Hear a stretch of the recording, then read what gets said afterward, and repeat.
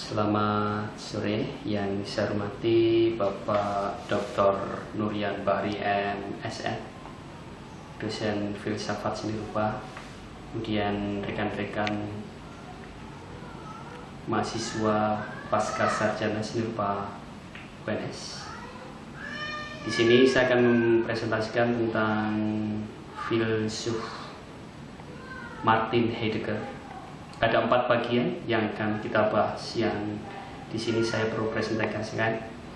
Pertama, biografi Martin Heidegger, kemudian filosofi being and time, fenomenologi ontologi dalam pemikiran Martin Heidegger, dan fenomenologi ontologi kesimpulan.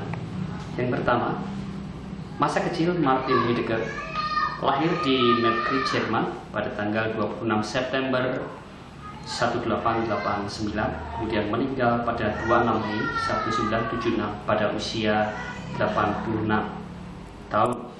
Beliau adalah seorang filsuf asal Jerman. Ia belajar di Universitas Freiburg di bawah bimbingan Edmund Husserl, penggagas fenomenologi, dan kemudian menjadi profesor di sana. Heidegger lahir di sebuah desa di Marburg, Jerman. Di masa remajanya, ia dipengaruhi oleh Aristoteles. Keluarganya tidak cukup kaya untuk mengirimkannya ke universitas dan membutuhkan beasiswa. Heidegger mulanya adalah seorang pengikut fenomenologi. Secara sederhana, kaum fenomenolog menghampiri filsafat dengan berusaha memahami pengalaman tanpa diperantarai oleh pengetahuan sebelumnya dan asumsi-asumsi teoritis abstrak. Edmund Husserl adalah pendiri dan tokoh utama aliran ini, sementara Heidegger adalah mahasiswanya. Dan inilah yang meyakini Heidegger menjadi seorang fenomenolog. Heidegger menjadi tertarik akan pertanyaan tentang ada atau apa artinya berada. Karya yang terkenal yaitu Being and Time dicirikan sebagai sebuah ontologi fenomenologis. Nanti akan kita bahas di bab 3. Filosofi Being and Time. Karya terpenting Heidegger adalah Being and Time, dalam bahasa Jerman Sein und Sein, pada tahun 1927.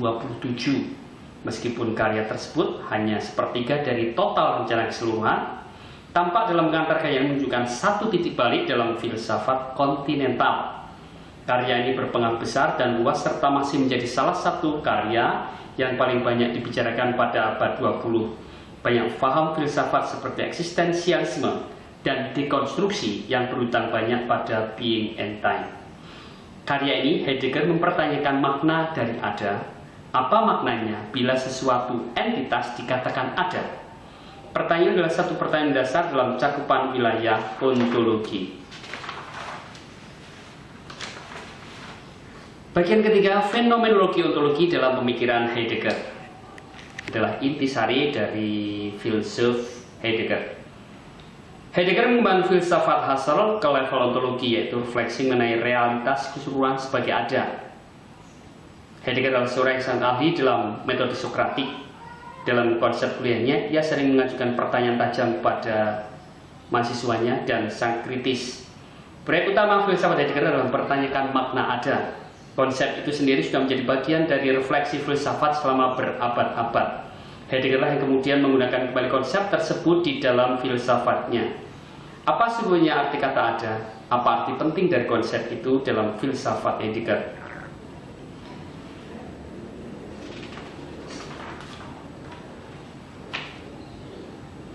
Menurut Freud, yang pertama kali mengajukan pertanyaan tentang ada secara sistematik adalah Plato. Ia melakukan perdebatan tentang konsep ada dengan para sofis, yaitu pengajar retorika.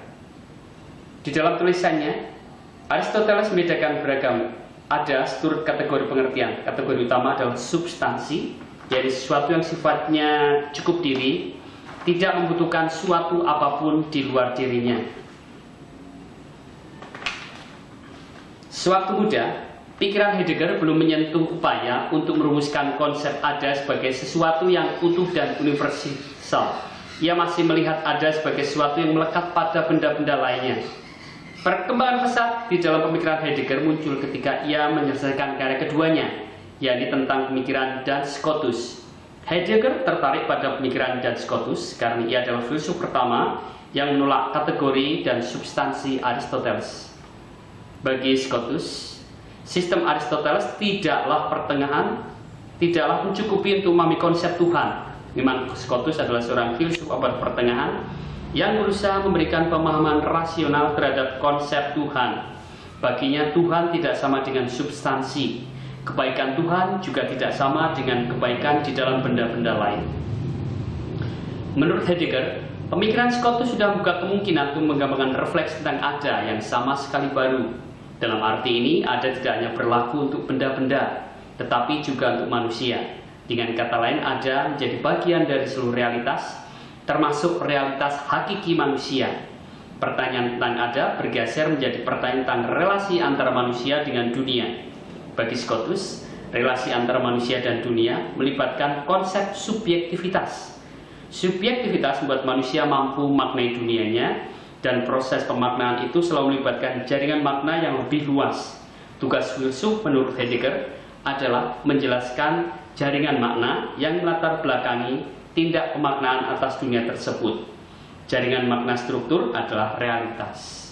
Itulah ada. Salah satu konsep kunci dalam fenomenologi Husserl adalah intentionalitas. Menurutnya, setiap aktivitas manusia, baik fisik maupun mental, seperti berpikir, selalu mengarah pada suatu fenomena objektif di luar dirinya. Dalam arti ini, kesadaran tidak pernah kesadaran pada dirinya sendiri, melainkan kesadaran akan sesuatu. Setiap objek di luar diri manusia hanya bisa dipahami sejauh objek tersebut dipahami oleh kesadaran. Jika ingin memahami hakikat dari semua benda-benda yang ada di dunia, maka kita harus melihat kaitan objek itu dengan kesadaran manusia yang mempersepsinya. Buku Being and Time memiliki dua proyek dasar. Yang pertama adalah proyek untuk merumuskan cara baru dalam menafsirkan seluruh sejarah filsafat. Yang kedua adalah klarifikasi konsep ada itu sendiri.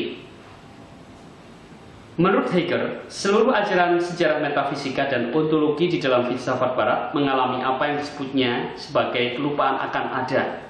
Para filsuf berpikir bahwa ada tidak memiliki konsep yang konkret, dan juga bahwa ada hanya bisa dipahami melalui pengada-ada seperti manusia, Tuhan, konsep-konsep, dan sebagainya. Cara berpikir itu sebenarnya sudah dimulai sejak Aristoteles. Bagi Aristoteles, segala sesuatu yang tidak memiliki kategori-kategori ada, seperti kualitas, kuantitas, substansi, dan sebagainya, berarti tidak bisa diketahui. Maka dari itu, seperti sudah ditulis sebelumnya, ada hanya dapat diketahui melalui benda-benda konkret di dalam realitas. Manusia seolah adalah subjek yang memandang dunia dengan sebagai objek secara berjarak. Jika manusia adalah subjek yang terpisah dari dunia sebagai objeknya, maka bagaimana ia bisa tahu mengenai dunianya? Ini adalah salah satu tema penting di dalam epistemologi, yakni refleksi filsafat ilmu pengetahuan.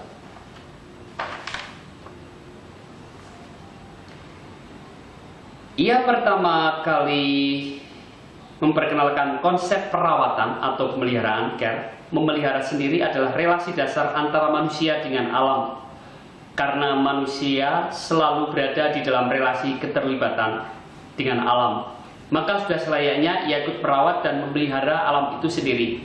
Tindak memelihara di sini bukanlah tindakan amal, melainkan sudah melambangkan relasi fundamental antara manusia dengan alam, dan sebaliknya. Heidegger juga berpendapat bahwa manusia adalah bagian dari alam keseluruhan, karena ia selalu ada di dalam dunia, being in the world. Jadi manusia dan alam berada di dalam kesatuan ontologis yang utuh, serta tak terpisahkan. Maka dari itu sikap yang tepat dari manusia terhadap alam adalah sikap yang memperlakukan alam sebagai bagian dari diri manusia itu sendiri. Kita memproyeksikan diri kita sendiri, seluruh eksistensi kita ke dalam dunia, dan memahami diri kita dan semua hal di dunia ini dalam bentuk kemungkinan bentukan kita tentang diri kita sendiri. Manusia dan alam adalah satu, karena gambaran tentang dunia adalah gambaran manusia tentang dunia. kedua hal itu tidak bisa dipisahkan. Bagian terakhir, kesimpulan fenomenologi sebagai ontologi. Dalam arti apakah fenomenologi menjadi ontologi dalam Heidegger? Fenomenologi adalah ilmu tentang fenomena. Secara spesifik, fenomenologi ingin kembali kepada objek itu sendiri. Artinya, fenomenologi menolak semua rumusan teori, asumsi, maupun prasangka yang seringkali justru mengaburkan proses untuk mencapai pengetahuan. Fenomenologi ingin memahami esensi dari kesadaran manusia sebagaimana dilihat dari sudut pandang orang pertama. Di tangan Husserl, fenomenologi menjadi suatu disiplin tersendiri yang berbeda dari ilmu-ilmu manusia lainnya. Heidegger melihat potensi besar di dalam fenomenologi, namun ia tidak lagi menggunakan semata untuk memahami esensi kesadaran manusia. Fokus dari filsafat Heidegger adalah untuk memahami ada. Jadi dia menerapkan fenomenologi untuk memahami ada. Dalam arti inilah fenomenologi berubah menjadi ontologi. Untuk memahami ada, Heidegger awalnya mencoba memahami makhluk penanya ada, yakni manusia itu sendiri, yang selalu berelasi dengan dunia. Manusia dan dunia adalah satu kesatuan yang tak terpisahkan. Manusia dan dunia itu ada itu sendiri. Ada yang tidak terjebak pada ada lainnya di dalam realitas, melainkan ada yang menjadi realitas itu sendiri. Filsafat Heidegger adalah suatu upaya untuk memahami ada yang menyingkap dirinya. Demikian rekan-rekan presentasi yang dapat saya sampaikan. Harapannya nanti kita berdiskusi dan ada banyak gunanya pada mata kuliah yang berikutnya. Selamat sore dan terima kasih.